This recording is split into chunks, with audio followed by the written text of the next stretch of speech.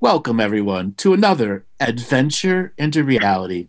Once again, I am joined by Liv Mokai Wheeler, the unique, intrepid explorer who's wonderful friends with the little people. Liv, welcome back to the show today. How you doing? Thank you so much, Andrew. I've been looking forward to this. I'm doing amazing this morning. It's so good to be with you again. Oh, it's wonderful to have you here. We've had such a unique response from the people that have been watching the shows that we've did before, and all the different, unique connections that have happened, when the little people are direct and talking, or when you and I, the big people, the little and the big people, are having the conversation. So today, Liv, we were going to delve deep into multidimensional thinking, living, expressing, yes. And we do it by being us. There is no separation of multidimensionality when we become teachers at this particular level. And I think one of the big questions I want to ask you to start off with, what did it take for you to accept being a teacher connected to the little people? Publicly, one that has to market herself, a website, has to have employees. What was the thing that helped you push over the edge there? Will you say the first part of the question? I want to make sure I hear it. To be a professional teacher connected to the little people. What did it take for you, the individual connected to the little people, to make that business leap? Yeah, I guess it was feeling, I don't know, I guess I feel this certain kind of like devotion to them, or this, I do have a kind of devoted energy. And so I realized that I knew there was a good chance that, people would laugh or think it was weird, or, all of those things that I really care about the little people. Like they do feel like they're like family to me. And so I just decided to make that more important, and knowing that whatever may come of that, there was a point in time, a while ago, by now, many years ago, a lot of people that I knew were also connected to spirit, and they chose to say, call themselves intuitives or something like that. They didn't want to say spirit. They didn't want to say these things.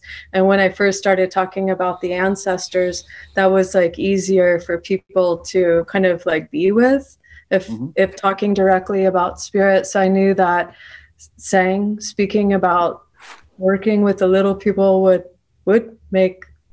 likely make people uncomfortable, or they would think that was strange at the time. And I just decided I feel like, I don't know, I guess it's a certain kind of devotion or something. And that just felt really important to me. So I guess it was just like a choice to make that more important. And as far as the marketing and things like that, I mean, who knows? Maybe they're the marketers. Really? I call my precognitive workforce the marketer. I'm the one that just has to write it all out. Yeah, it's time, effort, and energy, but they've got the spark of intuition and that direction to go. And I'm very much an equal co-creator with that. Yes. And I had to make that leap too, like not wanting to use the term psychic, but if I didn't use the term psychic, it would be missing a lot of the things, and then creating the unique type of bio, transcendent teacher. What the fuck does transcendent teacher mean? I transcend teachers, coming up with my own word salad of spiritual, gobbledygook. Yes. Yeah, because, and it's interesting too. I mean, I guess, I don't know, like I laugh and maybe they really are the marketers or something, because I basically through the years, I've just done what they've asked me to do. Or the people that I work with or that I'm blessed to work with, we bring into manifest form what they ask me to do. And you and I were talking about books just before, we started recording, and the the Kontomble, they asked me to write a book at one point, and I was totally freaked out by that. And, you know, because I'm not considering myself a writer, and I'm not a writer, you know, and it's not my craft, but they just were like, but you can tell your story, and they just bring it through. They're like, don't worry about that. You can tell your story. And that's all they wanted me to do. Or there was a film at some point, like a documentary and all these things that's just like doing what they ask me to do. Where if you're looking at it from the outside, it could look like what people do, you know. There's a little person literary agent for you. There's a little person movie director for you. They've got it all lined up. You just gotta. We'll ask them when we bring them on. Yeah. There's a little person ghostwriter for you. Don't worry. That's awesome. Yeah, I know. I'm excited for you to, well, I know I can feel their energy already. I'm excited for you to connect with them. You know what I felt called to ask you, which seemed maybe random, I don't know, but I was feeling the dragons this morning, and I was curious, like, can you speak a little bit about the dragons? Oh, I speak about them all the time. They're a unique elemental life force that is spawned by the celestial mind of this planet. Now, every planet throughout creation can create something that's known as a dragon. Do they all look like dragons? No. Everything's an elemental force. So everyone has an individual connection to a dragon too. It is the medium to the celestial mind. It's what teaches us the 1 million letter celestial alphabet when we're ready to achieve the next level of personal connection with the planet, where ancestral teachings are already a natural part to you, understanding that past, present, and future simultaneously exist, and that the time we live in now is what is our time, space, location, and DNA, and the DNA is the medium in which we communicate with the elements of fire, earth, air, water, and all the other aspects that make up the manifest reality. And dragons are here to help us understand the nature of reality as a multidimensional, multifunctional photonic being of light who is manifested in a body, but is not in the duality, even though we experience the duality. It looks at us as the singularity and will always deal with us as the singularity. And one of the challenges that people have dealing with dragon is they're the duality. And if you want to have longer term communication with them, you have to be able to maintain, I'm a singularity at this particular moment. Yes, I'm a part of the duality, but it does not dominate my perspective. And they have a very different view of free will, a much higher density perception of it. And we here on Earth are really learning about, connected to free will, disconnected to free will, connected to free will, disconnected to free will. Free will is a choice at every breath and every blink of an eye. Do you think that this is, or do you see that this is new, the way humans are learning about free will? Oh, we've been going through this free will learning thing over and over and over. It's kind of like kids who have repeated 7th and 8th grade twice. So frustrating. Yeah, but every time you repeat it, you learn something new. But there are the other ones who are, have not repeated a grade, and they're sitting there looking at their watch, tapping their foot, going, "Come on, guys, put a little effort behind it." And right now, effort is what's needed for humanity to change. And I use this effort scale. And because I say, if you're not doing a daily practice, which includes journaling, meditation, writing, whatever it is, something that is saying I'm taking time aside of my day to better myself internally, externally, body, mind, and spirit as a holistic expression, the journey to effort is difficult for people. 15 minutes a day, 5 days a week is C+ effort. 30 minutes a day, 5 days a week is B+ effort. 90 minutes a day, 6 days a week is A+ effort. Effort, commitment, and courage are not mystical. They're choices. Right on. Okay? And you use that metaphor, and it doesn't matter what you do in your daily practice.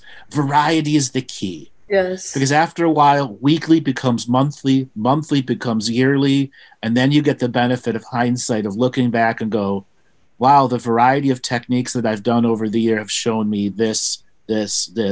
I can see myself grow here and here.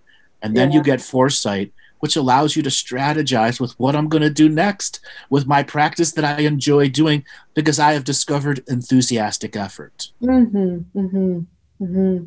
Both you and I would have never been here if we didn't have enthusiastic effort.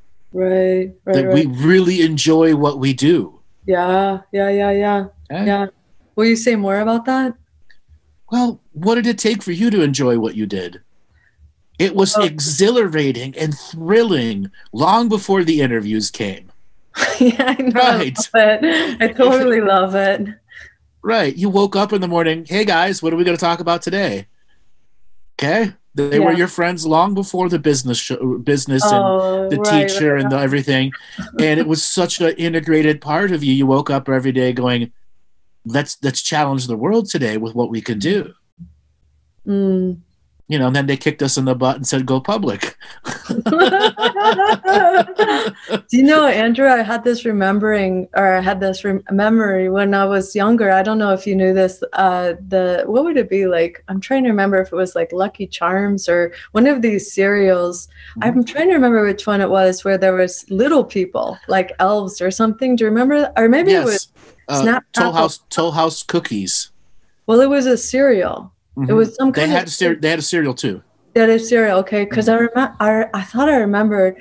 I asked my sister about this the other day. I was like, was I sitting in front of the cereal box when I was a kid, like maybe around age 4 or something? And I was talking to them and I was waiting for them to come out of the box because they would pop out of the box. Yeah. And so my sisters would say like, no, that's not real. I'm like, oh yeah, it's real. It's real. They're going to come out of the box. Which just showed you had a unique awareness of them long before, you evolved into who you are today. You know, my thing, those old cereals, my parents rarely bought them. And I understand why now, even though I was, mad back then. Yeah. I have an odd story. Me and my brother, my middle brother, who's 4 years older than me, we had annoyed my mom to get Boo Berries, which is basically blueberry crunch. And me and my brother finished the box off in one day. And then for 2 days later, our poop was purple and blue. Okay? And I will never forget this. And my mom's like, I told you. And it was like one of those teaching moments. And I don't think I ever had that cereal after that moment where it turned it all blue. What's wrong? You find out about the synthetic dye. Right, exactly. Learned the hard way. Were you, when you were first coming like public and stuff and more, just becoming more public, was that scary for you? Yeah, because I went from 0 to fame in like 5 days. Yeah. And it's only going to continue with you. I really see that, feel that. Absolutely. And, all aspects, there's the ups and the downs, But when you regularly are doing private sessions, watching people go through transformations, doing 10 and 20 hours of radio per week, you get that natural exposure. It doesn't matter. Numbers don't matter to me. Right. Okay? If anything, like my website has more downloads of all the contract revocations than all the video views added up together. Oh, like wow. One revocation has 2 million downloads. Yeah. Ooh. Oh my goodness. Guess what? I know the work is doing the work, and the people that find the work will do what they need to do with it. They're contracted to discover themselves. And that's what I knew when Spirit really put the shoe to my hind end. and it said, they're contracted to do it. You don't have to worry about this. You just have to be you. You just have to find the enthusiastic effort, and you just got to not be cranky. Okay? Okay? That's it. And I discovered I really enjoy doing this. That's awesome. I really do. No matter how bad the traumas that I'm watching people shed off or can't get through. I mean, and I've had to, develop a really tough love side also, because there's so many woe is me snowflakes out there that they're stuck in the self-defeating line of I can never do. And then I come in there with a spiritual slap on the head and say, suck it up, buttercup. Yeah. Yeah, it's a particular kind of medicine. Yeah, it's like needed in this like right moment and everything. Yeah, for sure.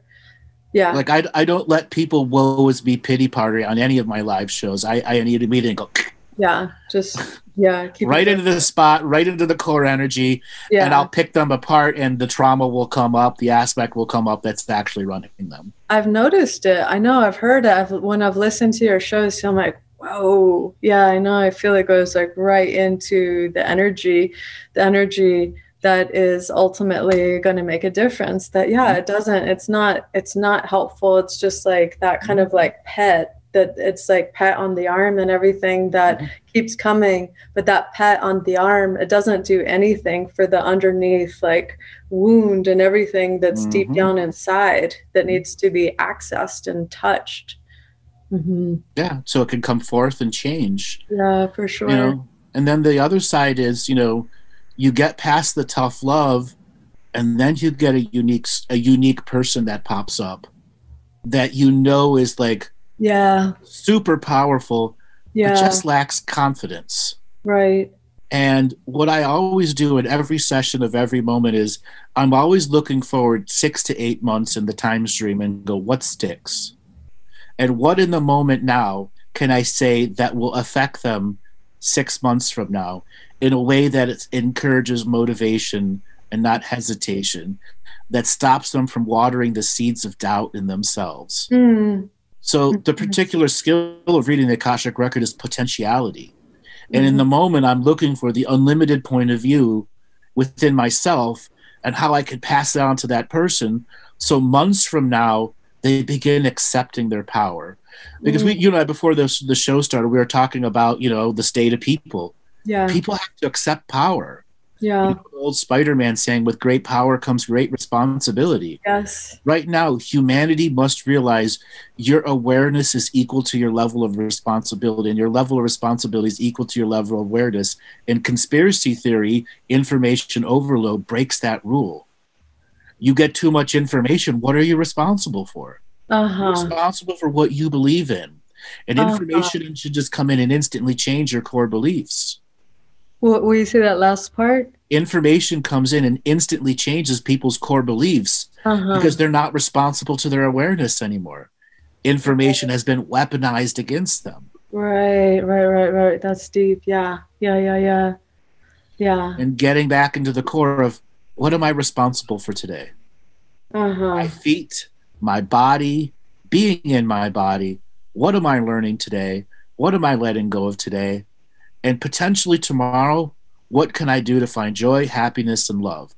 Those are the simplest forms of responsibility. Yeah, I know. I feel that. I feel like soul's like defeated too. Yeah, like the way to kind of like get back up, to rise. Yeah. And then, you know, what's the next part of humanity's growth? Personal effort, self-mastery, self-healing, and self-nurturing, and letting go of the attachments to outcomes. Right.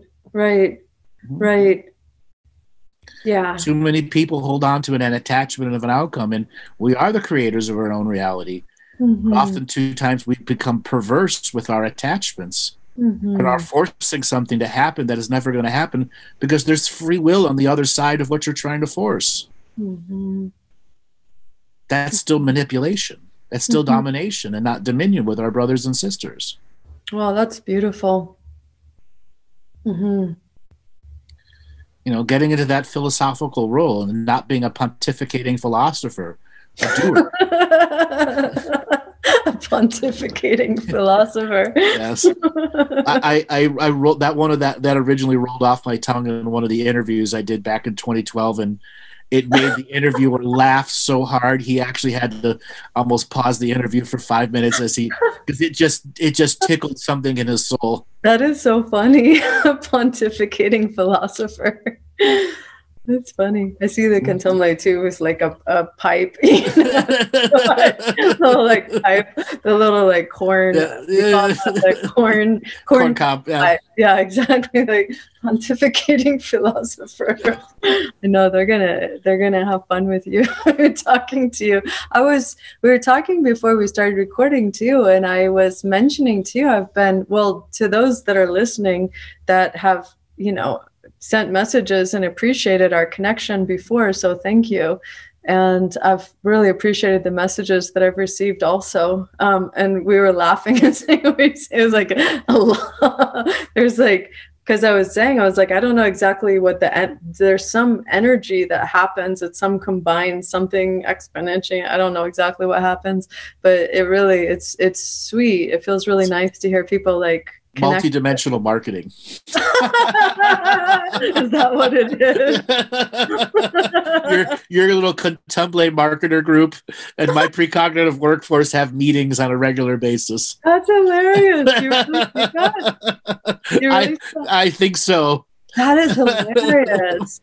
That is really, really funny. I understand you're starting a new class in a new school. You want to tell people about that real quick? Yeah, totally. Speaking of the Kontomble, coming and talking to you. So I have a shamanic school that it's 4 months long, and we're 2 months into it right now, but we just released, or we just opened up applications because we're going to be starting another program again in September. So it'll go for 4 months. And it's all of these different classes, and also the Kontomble share with the community once a month. So it's really beautiful. The last time, the Kontomble being the spontaneous beings that they are, I might have an idea about what they're going to share, but the last group it was the school, but the particular group session that they were talking to these women, they were talking to them about their unique forms of divination. So let's say it was a group of 16 there. I think it was 16 or 17. I'm not sure. But anyway, I've only heard about so many forms of divination.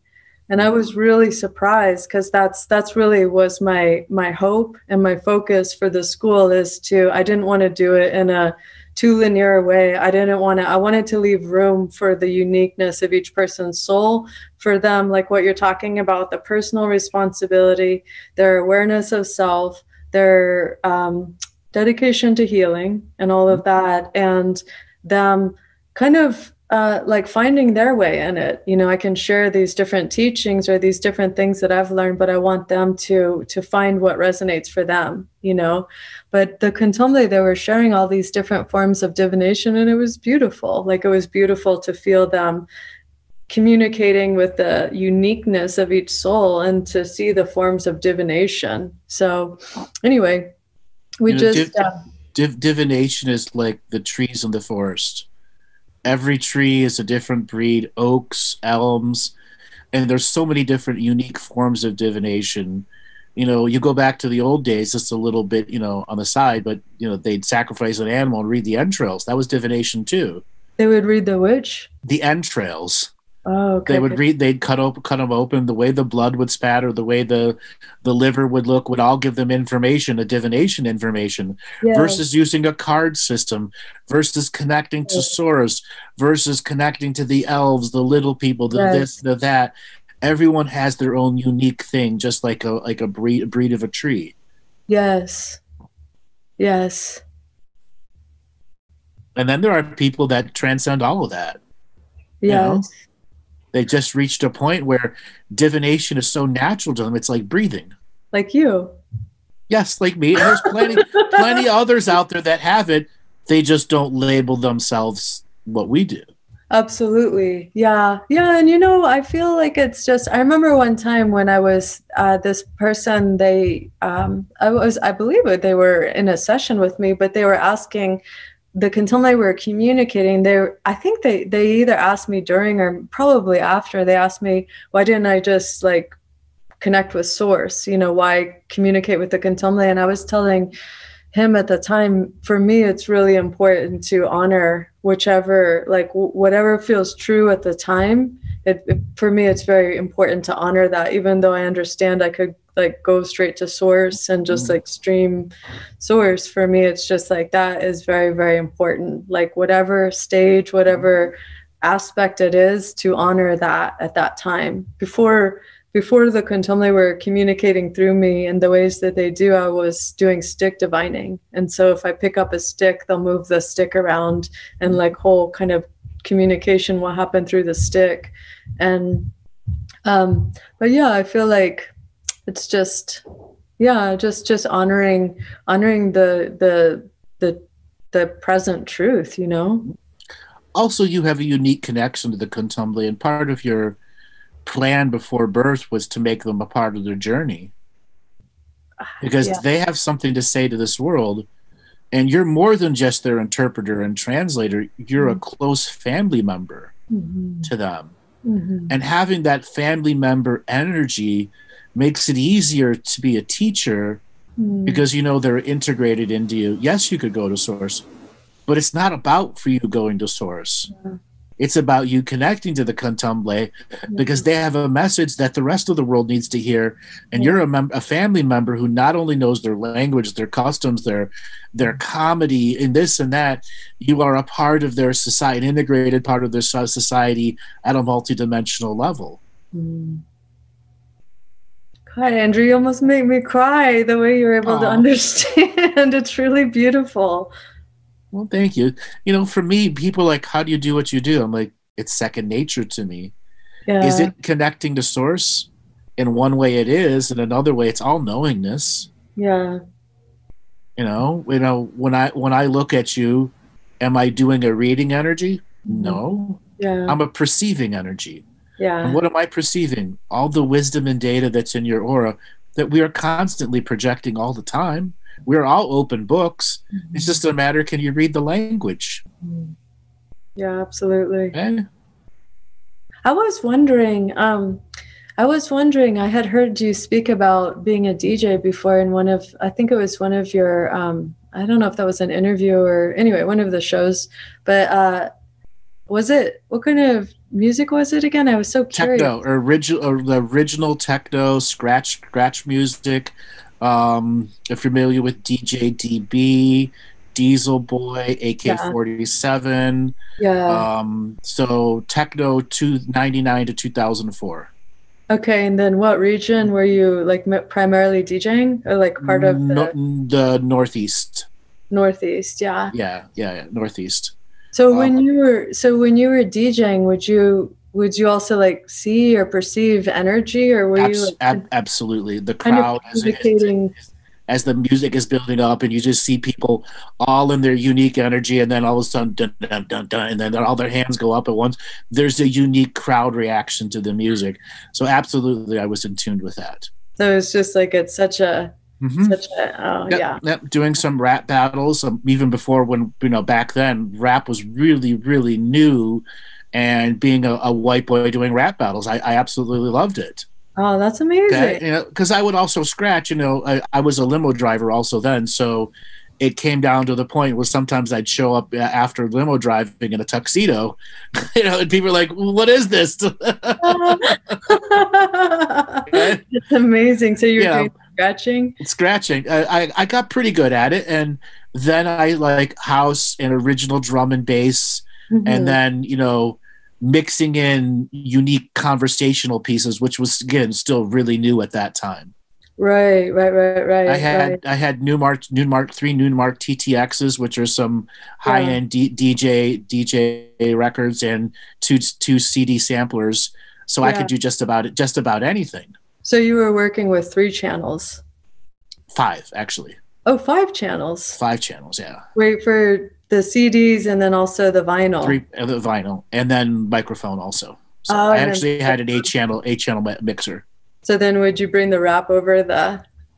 Yeah, well, sometimes I was just emceeing and there were 2 guys back and forth, and every now and then I'd add my stuff in, or somebody would challenge me, or, however it was set up. Was it more like a warehouse kind of setting? There were warehouses, but more it was clubs and bars that were paying for that to happen and wanted it there every other week or every week to make a scene, to connect people to go, so they'd make their 2-drink minimum. Yeah, totally. Yeah, right. Did you ever hear DJ Qbert? Oh yeah. And did you ever like hear his connection to the scratching and stuff like that? I was like communicating. Yeah. And then Freddie Fingers, amazing. Oh my God, amazing. Freddie Fingers is the god of scratching. I didn't hear Freddie Fingers. He was the original person that really created scratching, actually. Really? Even though a lot of people were experimenting with it, he really took it public to the next level. Yeah. Wow. I can feel the Kontomble. They're like, okay, let's talk now.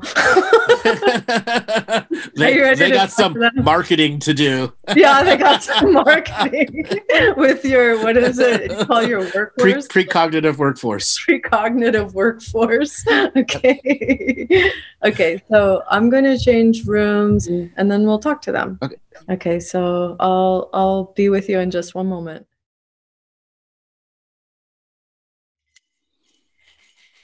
Okay, all good? Yep.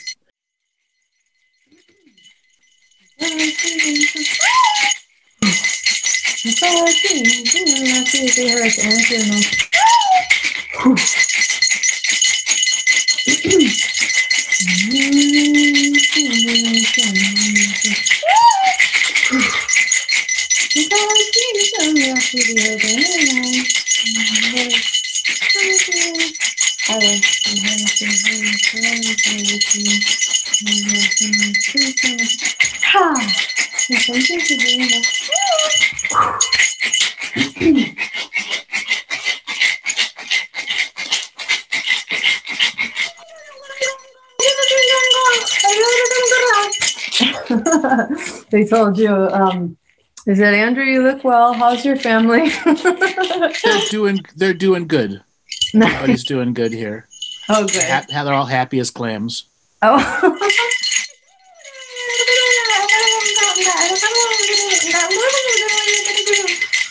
Kontomble said they don't understand why people talk about clams being happy. They don't think that clams are always happy.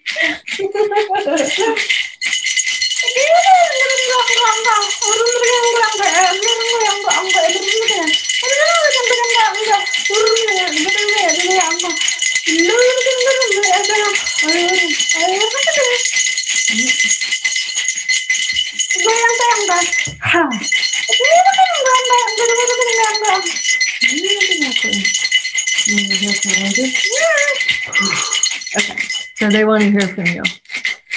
Welcome, Kontomble. Welcome to the show once again.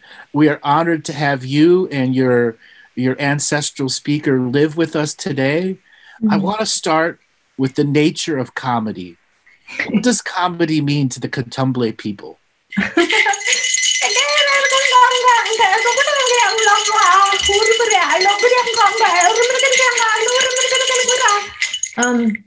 They're saying comedy is not separate from life.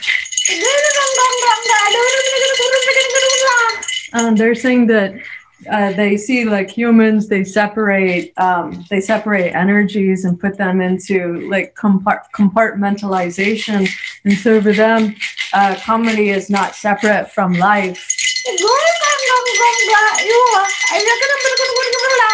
They said laughter is medicine, true. They said laughter is medicine, and also like good medicine makes way for laughter. So laughter is medicine, and also medicine, like good medicine or effective medicine makes way for laughter.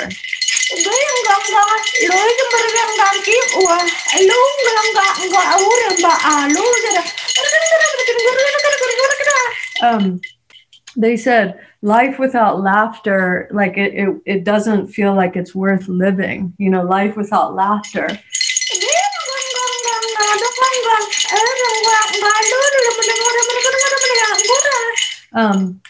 They're saying like laughter is so important to us. They said it brings us closer. Like laughter brings us closer. And they said without laughter, like hardship can prevail. And they said without laughter, distance becomes greater. They said, yet with laughter, like connections become stronger.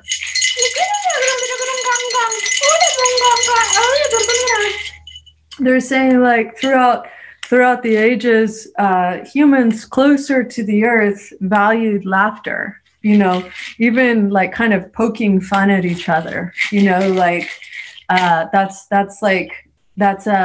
an important thing to do, to kind of like poke fun. They said like humans can get themselves in trouble when they take themselves too seriously. They said too much serious energy is like hard on the body.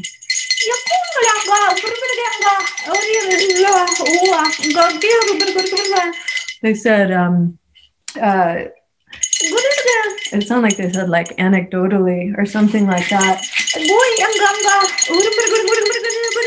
Like laughter, it loosens up like stuck energy. It loosens up stuck energy.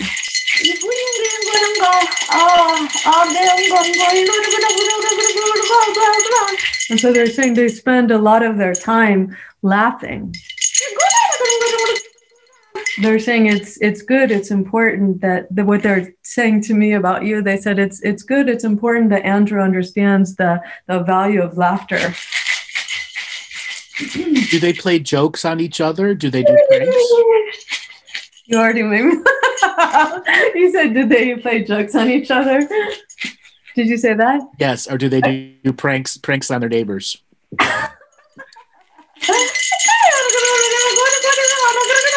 They said, of course, Andrew. Who do you take us for? Can you give us an example? Oh my God, you're hilarious.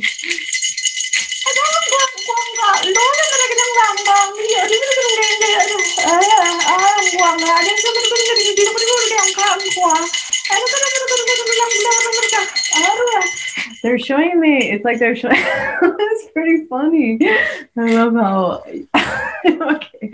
They're showing me an example. It's like a grandpa in your village. They're saying it's a grandpa in their village. And they're showing it's like the grandpa is drinking, the grandpa Kontomble is drinking, it's like he's drinking soup or something like that, and he doesn't know that there's some kind of ink in it or something. He drinks the soup. He drinks the soup. He's like sitting quiet with nature and he drinks the soup and he doesn't even know it. So now he has ink all over his face.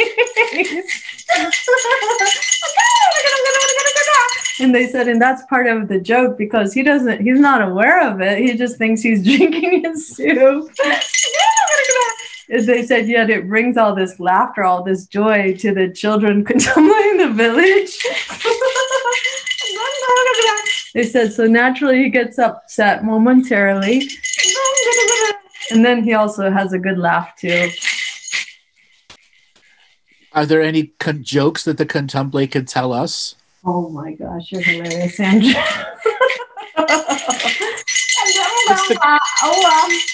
Oh my gosh.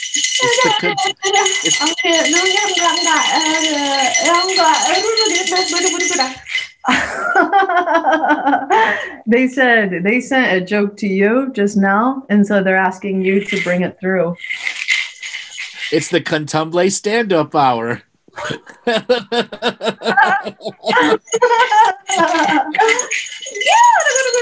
They're saying, go ahead, Andrew, bring it through, because I saw that, I think it was in our last connection that I could see that things that they were showing me, it felt like you could see those too. So they're like, they sent this energy through. And so if you want to share what you feel like they're saying to you. Okay. Hey, I'm going to roughly translate it. Knock, knock. Who's there? Little people who? We're the Kontomble, dummy. We're always here. We don't need to knock. They said that was more or less it. It could use some work, but that was more or less it. I need my multi-dimensional delivery work on that one. Yeah. They said he's really sharp in many areas. We'll find a little areas where he could use a little refinement. Yes, and just sharpen that little comedy pencil. Yeah, exactly.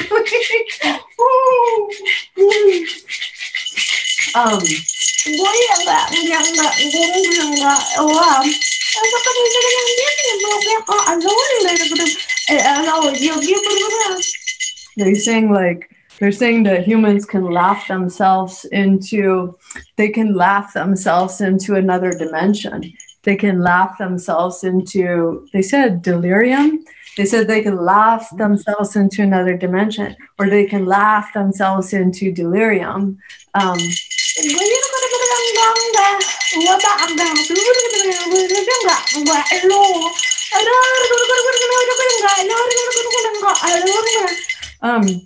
They said they think this is a good time to talk about. Of course, you would understand about this, Andrew, but they're saying, that it's good for people to understand, like, the energy field that they're in. So that's why they're saying that you could laugh yourself into another dimension. You could also laugh yourself into delirium. And so they're speaking about like the energy fields, or the force fields, the grid or energy field that the human is existing in. So for example, a human could wake up in the morning and make offerings to their healthy ancestors and make a prayer and do some practices that bring them inside of an energy field that is very life affirming. And so, and then the joy rises naturally and all of that. And so they're speaking about the kind of like greater energy field that the human finds themselves in. So that's why they're saying, that you could laugh yourself into another dimension. Also, you could laugh yourself into delirium. Yeah. And part of that journey of understanding laughter is when you become too serious, you make a crusty energy around yourself. That crusty energy is lack of variety, because the seriousness becomes so focused. It creates a static frequency inside your aura.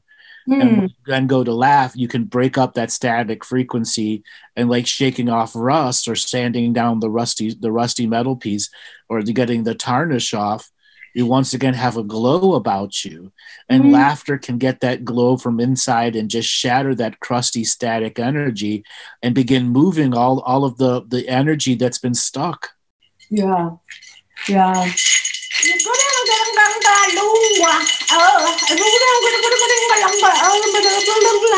so the Kontomble are asking you, they said, and so where does the glow come from? Like, where does it originate? That's your soul who manifests a body. And then when the soul has to be fully in the body for an experience, that's the glow. Oftentimes people run themselves on autopilot, and they're only 10% of their soul is in their body. And it's why memories are so faded at times. Wow. And then there are times it's super serious, like your wedding day. Okay. You got to be in your body for that. And then there are other times you're on your way to work and you're in your body listening to music. And then as soon as you get to work, you say hello to everyone and 50% of your body leaves and you put yourself on autopilot. People understand that metaphor, but once the comical factor in, it brings in more and more and more, and to the point you're bursting at the seams. And that's why your side feels like it's going to split, because your body is full of your soul. Oh, that's beautiful.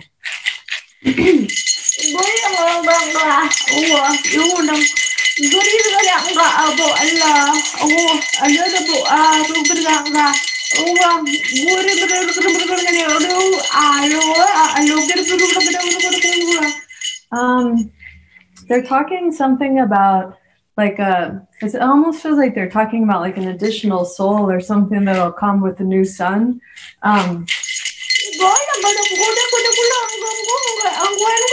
They're saying like the new sun brings the new soul. Yeah, they're asking if you want to share something about that. So the duality we live in gives us the perception of many of us. But in fact, we're a singularity. And the duality becomes a singularity when we no longer compete via perception. That we are both a duality and the singularity. And when you add duality and singularity, you come up with a triality. And that extra soul you're just referring is when the duality and the singularity agree to not compete to each other, which creates the triality, the third perspective, which is already a part of us, but it's been integrated into the daily living in the duality and in the singularity. And the sun, is there another sun? Technically, there are many suns. is via dimensions and perceptions and perspectives. And what is the sum? The ancestral connection to the galaxy, in which we have a prime creator within this galaxy who's connected to all other galaxies. It's our doorway to the infinite.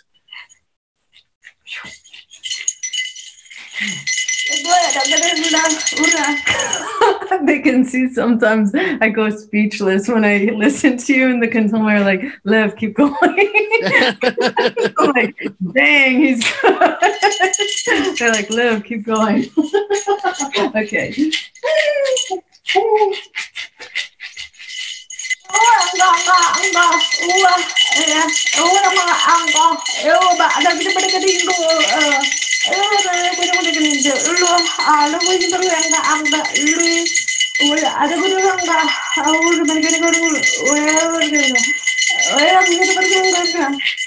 The Kontomble are asking you to elaborate on what we've spoken about before, about how you were talking about the kind of, the way I understood it is a kind of bilocation of like teacher connection on Venus, teacher connection here. And so they're asking if you'll elaborate on that. So Venus is a twin world first.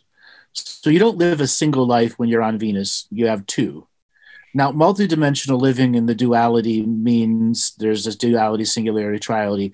So on Venus, you're a quadality.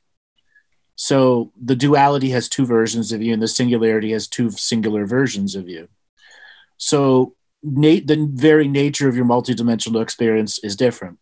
Now, when the soul comes in and it's working with Venus, it has 4 individuated purposes or purpai for each being. But all of the purposes in purpai have a strategy to cross over, where the triality becomes the singularity, the quadality becomes the singularity becomes the quadality, and they all have an equal expression. So one aspect may be looking at this part of philosophy, another aspect may be looking at this part of the action of implementing the philosophy, another may be looking at, music and art and dance as a creative source that allows us to disconnect from the seriousness of spirituality, but still be invested in it through creative force. That aspect, there's many teachers in every being. It's a matter of what are we teaching ourselves today? And then when we're working with others, what are we teaching others through living by example? And then when the quality becomes a singularity, what are we teaching the grander environment that is observing us, seen and unseen, localized, unlocalized, all the different quantum interactions of observing beings that are within our dimension and densities? Every time it feels like a mic drop. Yes. Amazing. It's amazing. So something else to add about Venus, it's a love planet. Yes. So one of the vital things that one learns from a very, very young age is self-love. And an easy way to get kicked off of Venus is you don't love yourself enough. And kicked off, well, your experience to Venus is love. And once you accept that self-love, hyper-creativity and superluminal thinking are byproducts. Wow, that's great. Love is this high-frequency energy. Yes. And then there's the learning of love-making, procreation. Yes. Love is a sensual process that doesn't need sexuality. Yes. That unique touch that not only is healing on one dimension, but on many dimensions. Yes. It's where healers go to maximize their capacity to learn about healing, not just different techniques, because without that love frequency supported by the planet, the celestial source that's Venus, that is there to remind you to keep that love connection stronger and stronger and stronger. Don't let yourself down. You can raise yourself to the same love frequency of that planet, and that's ultimately Venus's greatest celestial teacher purpose is what does it take for the individual living within this world to find the celestial love, the same quality of celestial love that the planet is providing everyone living there. Oh, that is so beautiful. Wow.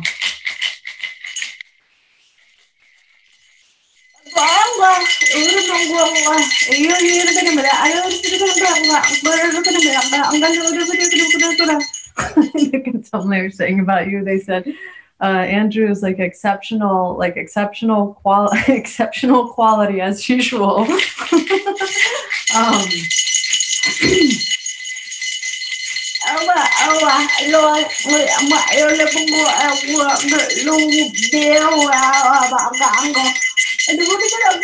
Okay, so Andrew with the Kontomble, they're showing this.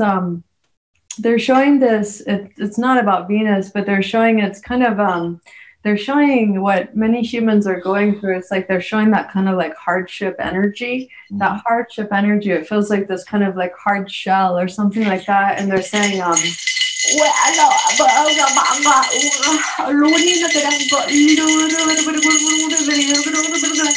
so we're talking about that. It's like they're showing this almost like a shell or a seed, and so they're showing that kind of like hardship energy, and it's this like hard shell around the center of the nucleus, the nucleus, and there's this like really, really beautiful luminous energy inside. And so they're showing that like many are identifying with this like kind of like hard shell or something nowadays. And and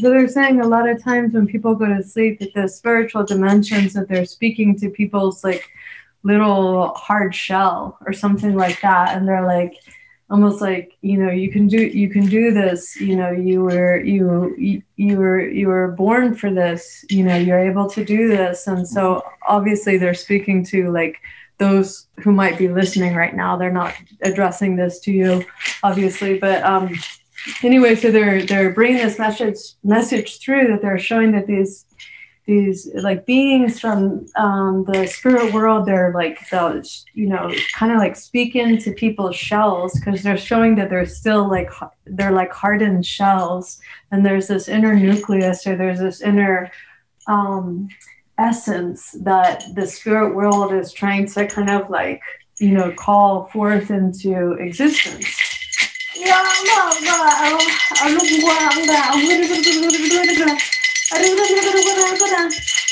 And so the Kontomble is saying, like, people have their different stories, and they're saying, no, you know, you don't understand what I've been through. You know, you don't know my story. But they're saying, they're saying, like, would you believe that most people, or so many people, are saying that same thing? Like, no, you don't know what I've been through, though. You don't know my story. And the Kontomble is saying, like, we do know your story. We know your story. Again, they're not addressing that to you specifically. They're talking to perhaps some that may be listening. And so they're saying, like, the spirit world, they know your story. Like, they understand your story. And so they're encouraging humans to kind of, like, really, they're saying, like, to get over their stories, you know, to get over their stories. And to get over their stories is this kind of like hatching open of this like hardened shell, you know, that is also ancestral. And also it is related to the humor too, Andrew, that you were speaking to. There are different ways to kind of like hatch open that hardened shell. It's like a soft-boiled egg. You got to crack the thing versus a hard-boiled egg. Right. It makes it a lot easier having a little running water going over the egg to peel the egg. Yeah, exactly. Versus a soft-boiled egg, or you got to crack open the top, dig out the stuff, and get to the luminous yellow in the center, which is you. Exactly. They're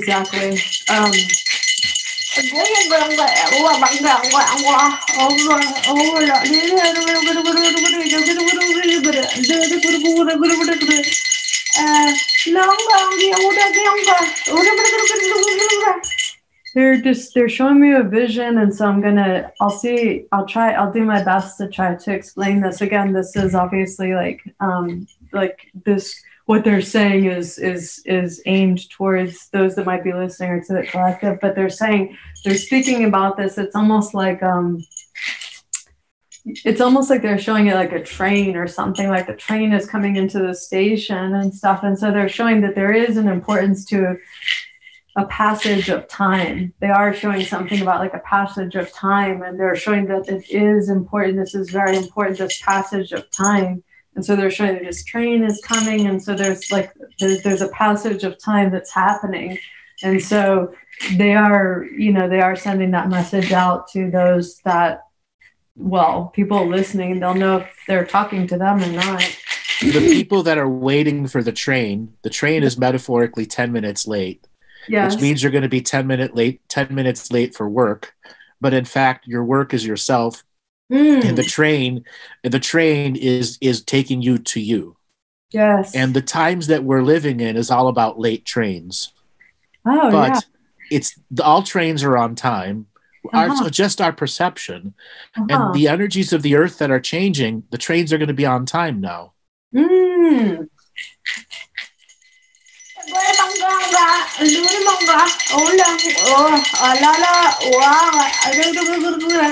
so they're asking you, will you speak to it sounds almost like they're saying like the transference of like photonic light. Okay, so the train has a conductor, and that's you. You're the conductor. You're all the people on the train. You're the atoms in the body of the train. You are the tracks, and you are the electricity or the energy that propels the train. And the energy of the times is here to remind us we're all aspects of the train, including the place where in the train, the hall where people are assembling to get on the train. Those are many of the multidimensional yous that are all past, present, and future simultaneously existing, with some awareness of who the other people are and some and completely unawareness.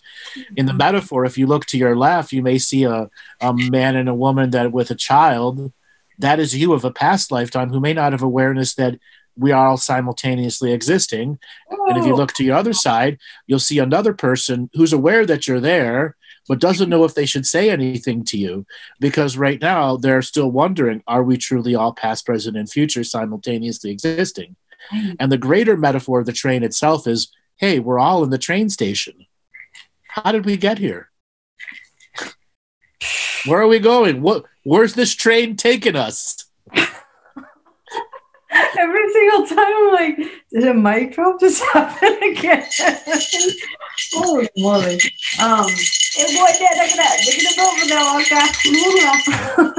Somebody said, Andrew is known for mic drops. Yep. Okay. His specialty, mic drop. Okay. Okay, so they want to know if you have a question, Andrew, either for yourself or, well, however, yeah. So what I want to ask about is the Kontomble. I know I asked this on the previous interview. They live here on Earth, and do they live on other worlds too? You already know that. But this is for the audience. Oh, okay. You already know. Okay, will you say it again? Do they live on other worlds? Do they have, like brothers and sisters or fellow people that, travel back and forth between worlds? Okay. Do they have a village on Venus, a village on Mars, a village on Zeta Reticuli? Are they a multidimensional culture? Mm-hmm.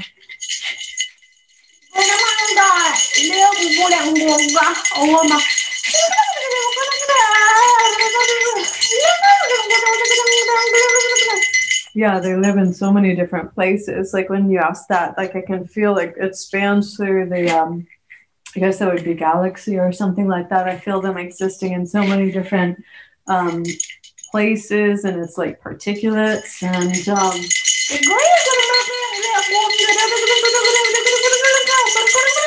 and they're saying they show, like they're showing in all these different, it's like star systems or something that they exist in simultaneously, that they share information with their brothers and sisters. They share information. Like there's so much about that, so much of their message or their teaching for humans also is like there's so much about sharing. That's like one of their huge messages is about sharing, and they're saying that too, that they share information with their relatives, you know, throughout time and space, simultaneously. Oh, I guess it would be like in the human body, how it all gets like all that information. So it's like our arm is one place and the leg is another place, but it's all connected through the human body. So the Kontomble, they're showing that it's like it all gets shared. So like I guess in the human body that could be like the breath or the blood or something.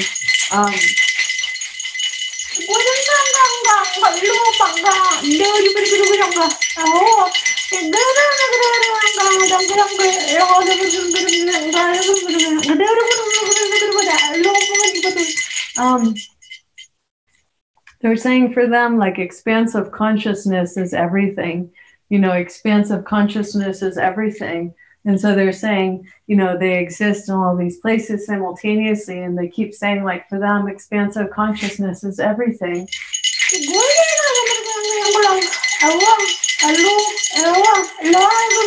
And so they're saying, like, when we, no matter what, you know, species or however we all identify as, when we allow ourselves to expand into that, like that greater, then we have access to all of that which moves through the greater, which is everything, just like what you were saying earlier.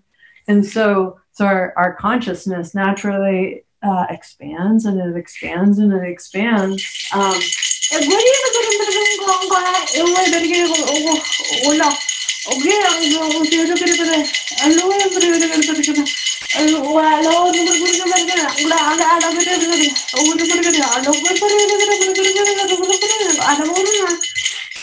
They're saying also that they're always looking for like the best way to do things, you know, what in whatever like area or whatever department that is, like the best way to do things. If it's like love, like how to love well, you know, if it's some kind of almost before the words even came out, they're showing me like a spacecraft or something like that, like how to create that the best, most efficient in all these ways. So their ideas is like how to do things like the best that it can be, you know. So they're saying like if it's human to human, then in relations or in relationship, like how could I have said that differently, that they received it fully or something, you know. That's they focus on that a lot, like how can things be like the best they can be, which I guess is similar to what you're talking about too. It's like the potentiality, you know. So it's where like energy. What I'd like to do is add to the potentiality here. So can you have the Kontomble invite all of their ancestral relations of all the other species of Kontomble existing in this galaxy to come and visit this conversation here, because they're all expansively connected in their own definition. Okay? So have everyone send an RSVP. We're going to have a reunion here. We're going to put out a bunch of soup with some ink in it. Okay? And have a collective of the Kontomble come. What was the last thing you said, Andrew? You got me. Have a collective of the Kontomble come, of the many collective of them, because they're all expansively connected in the great ocean of awareness. Yes. And we're going to ask them to come down into the sea of consciousness and make a manifestation as the Kontomble here on Earth, who live as their ancestral translator, speaker, and family member, and have this collective of energy give us a collective Kontomble message. For now, you mean right now? Yeah. Yeah. Okay, you can feel them right now, right? Oh, yeah. They poke me to tell you to do this. Oh, Andrew! Jeez. Okay, you're good. Yeah, they want to push you a little bit. Oh my gosh, I'm happy to be pushed. Well, in this way, I don't know if I'd be happy to be pushed in other ways. Will you say the question? Because I could feel all the energies happening. So all the Kontomble in the galaxy that are connected in the great ocean of awareness, to come here for a reunion of all the great Kontomble to give us a collective Kontomble message. Dang, you're good. Okay. All right.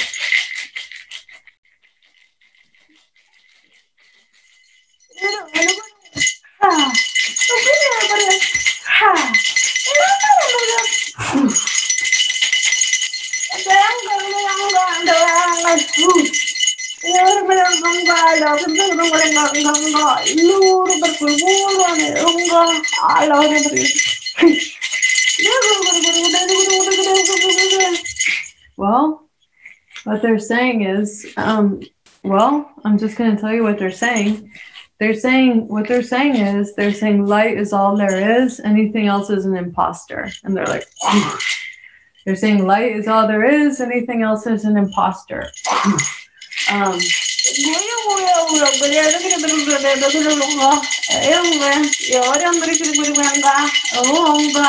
You know that already, Andrew, about the Kontomble. They're so specific about their languaging.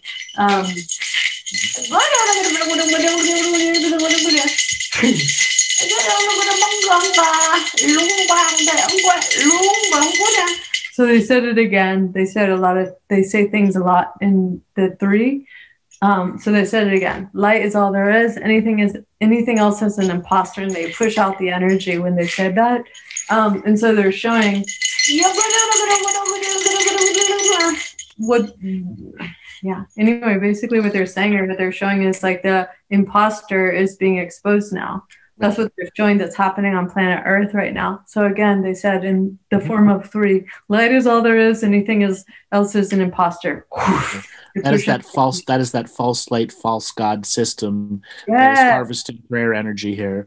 And that the light that is coming from the collective is here to remind us to stop believing in the false God scenario.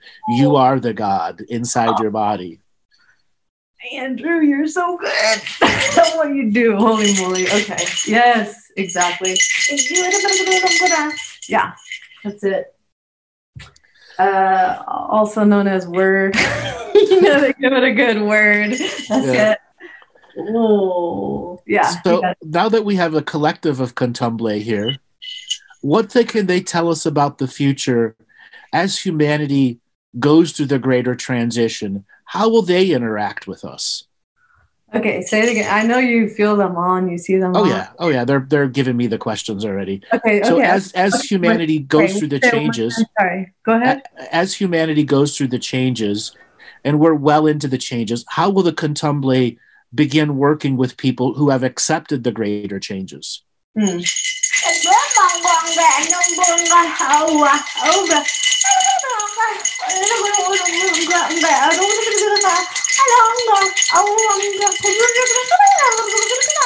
Well, they say basically like it's all in service to life. It's all in service to life. Like life has a myriad of expressions. It's the crystal, it's the blade of grass, it's like somebody's like lover, or all the different ways like life expresses. And so they're showing that it's working with the other world as humans were meant to, in service to life, you know. That it's always like coming together, that it's like the spark, you know, the spark, because they show as we exist in the human realm, we're going to always, of course, have a unique perspective when we're not in pure spirit form. And so there's a particular dance that happens when in flesh and not in flesh. In flesh meets not in flesh. And there's a particular dance that happens in that union of the flesh and not in flesh. And so they're showing that it's always in service to life. So that's basically what they're showing. It's the great dance of life, where the soul is in the body, dancing with the body, but the soul is still dancing through the multiverse with many other bodies. Yes. Flesh, not flesh. Yes. Yes.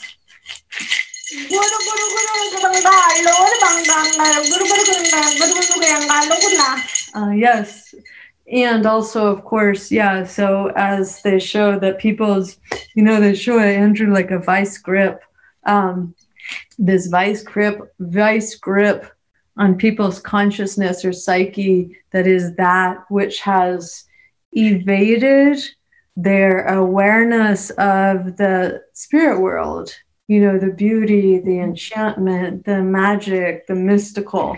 So they show it like a vice grip on people's psyche, their consciousness, and that. So they would show this vision or whatever also as the release of that vice grip.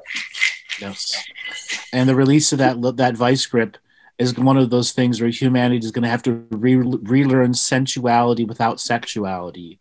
Yeah. And relearn sexuality that isn't perverted by this unnatural world we live in. Yes. And that sexuality does not mean to have penetration. Yes. Sexuality and sexuality are a unique experience of light that can be a vibrant, euphoric, orgasmic experience that can be shared just by the connections of the eyes. Yes, absolutely. Absolutely.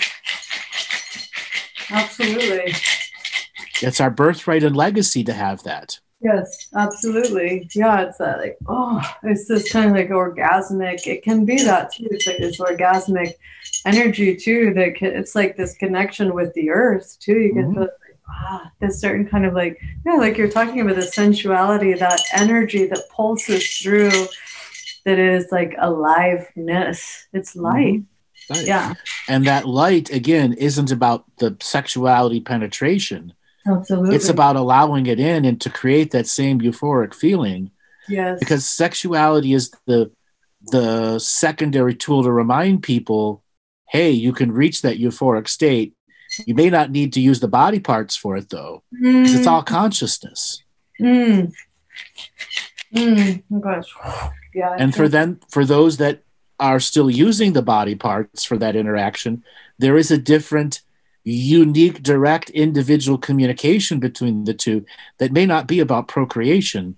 It's about getting to that next level of soul-to-soul communication. Yeah. Okay?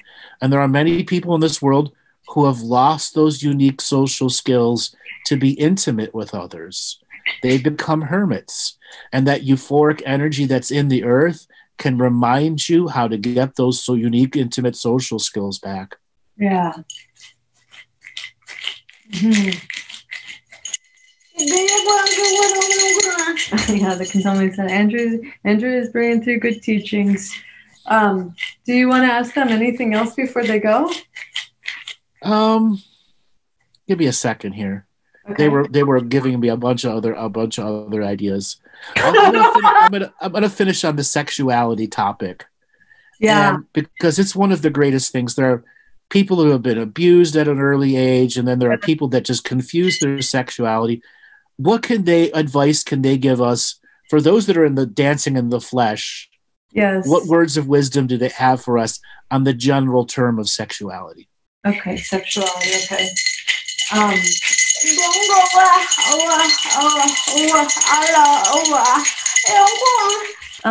Well, they said for starters that they feel like genuine, like empathy and compassion towards humans in the ways that they've been violated, and it's almost like it feels almost like they're saying like perpetrated upon or something like that. Like they feel genuine empathy, and no matter even so if that's somebody's soul's learning or something in a lifetime, but still it's really, really painful in a very, very particular way, especially when it happens at a very young age, which it does, and it has for so many of us. Because they're showing this like darkness or this particular darkness. I'm not going to give them names right now, but I see what they're showing me. That's exactly where they go into. They go into the sexual centers. It's like right there, because that's where the medicine. That's where the life purpose, the life force, everything is like. That's why they go. It's almost like a sword or something. That's what they show. It's like the sword that goes right there. It's a very particular point that they show me. It's right the harvest center. It's where they go to harvest the energy. Yeah. That's what I feel.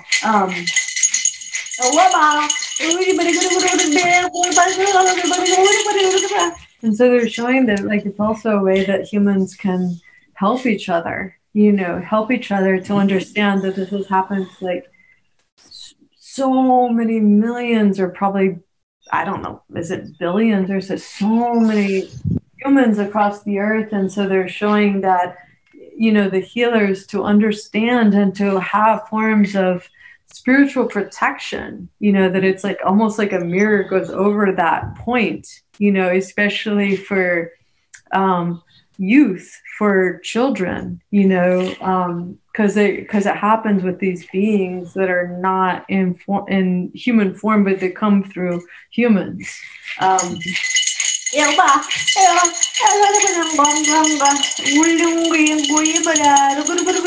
So they're saying they're encouraging humans to help each other, you know, the ones that are particularly aware in the forms of spirit, to help others to understand. They show like a mirror almost over, even they show like babies, you know, they show there's certain, even around their like their cribs or something, they show these like mirrors that it needs to be repelling these energies that come to do not good things, you know.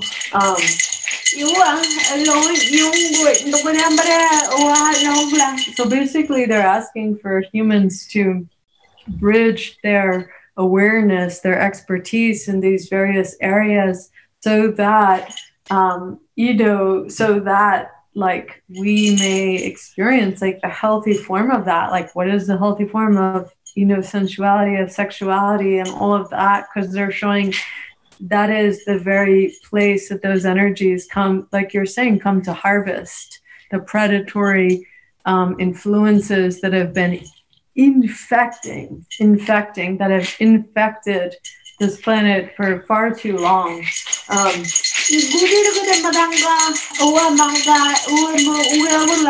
they're showing that first, they keep showing this like mirror repelling it, getting the the toxicity out of the internal organs, you know, which thwarts creativity, which thwarts the life purpose, which thwarts, you know, and so on and so forth. Yeah, they feel that you understand what they're saying. So one more thing on the sexuality topic and what it takes to heal. Can the Kontomble give a healing prayer to all those who have experienced some form of traumatization to their sexual bodies? Yeah, you know, oh, yeah. I'm pausing because I'm like, it's so interesting. They were just talking about this the other day. Okay, so healing for those that have experienced trauma to their, sorry, Andrew, we said their sexual bodies, their energy bodies. Okay.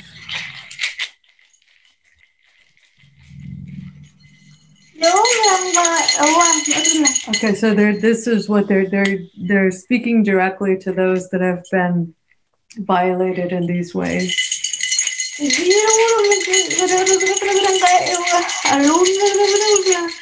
So they're saying like they're saying, you beautiful soul who have been violated.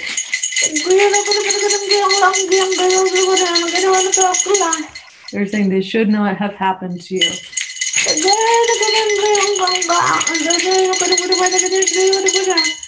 They're saying, please receive our condolences. They're like their sympathy, their love, their care. They're saying they are so sorry to those that have been violated in these insidious ways.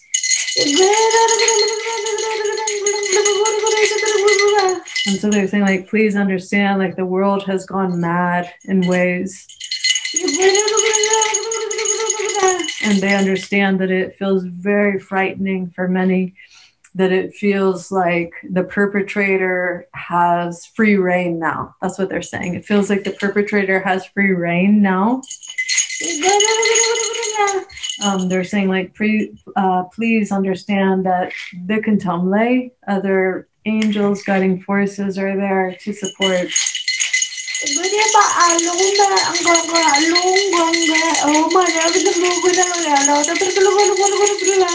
And they're supporting and are happy to support the healing of your sacred being, your sacred sexuality.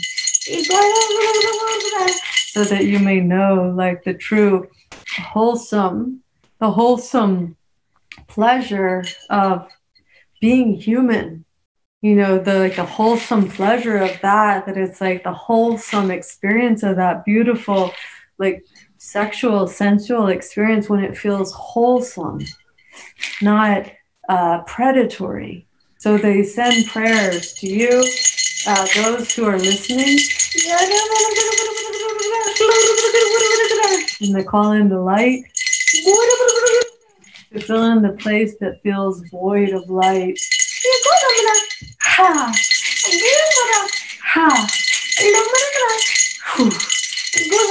Yeah.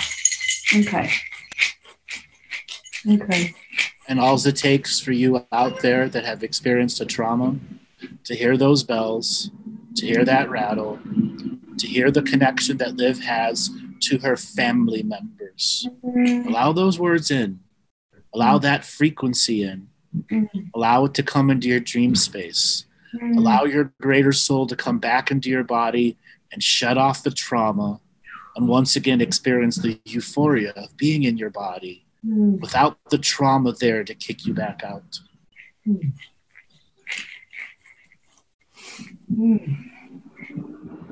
Yeah. One last thing, I want to thank Liv and the journey that she's taken to connect to the Kontomble and bring them to us.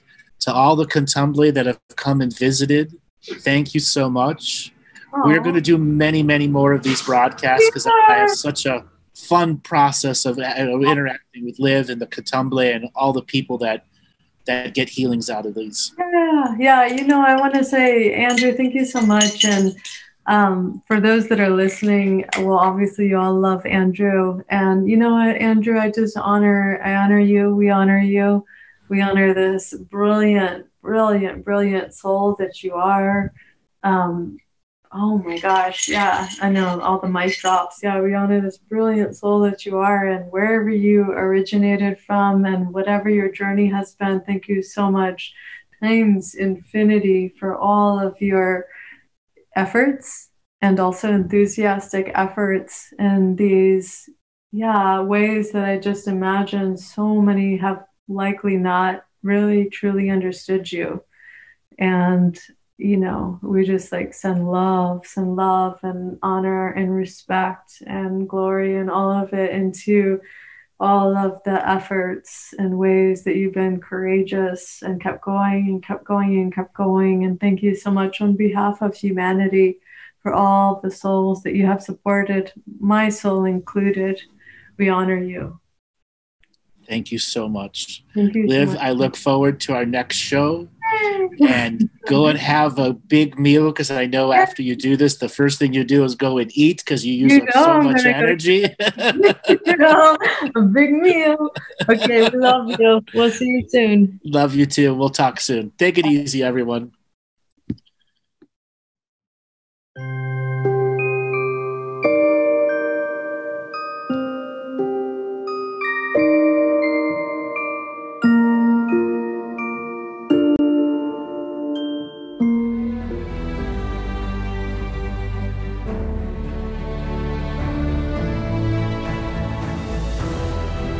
Each different bubble of reality is true.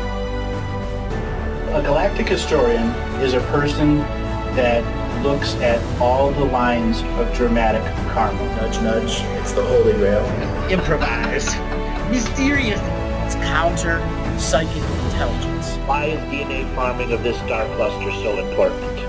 Because we do manifest our reality. We do create our reality.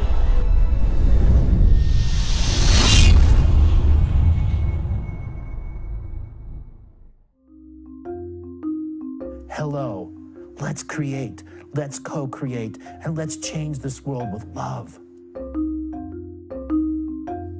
No matter if you're from Alpha Centauri or Earth, we all began with the same birthing process. We live in a limited point of view. Living the mystical life daily is about striving for the unlimited point of view. Each day, each human being gets an infinite amount of choices. living the mystical life daily is about facing obstacles and challenges. The level of awareness that you are working at means you have a responsibility to be equal with it. How does one truly let go of expectation?